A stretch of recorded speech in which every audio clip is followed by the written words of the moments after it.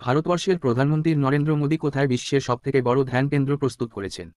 Answer: Varanasi. 2. ISSB recharge catalyst award কাকে দেওয়া হলো?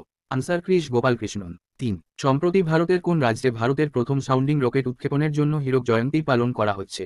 আনসার: কেরালা। 4. সম্প্রতি কোন দেশ শাসকের মৃত্যুর জন্য ভারত সরকার একদিনের রাষ্ট্রীয় শোক ঘোষণা করেছে?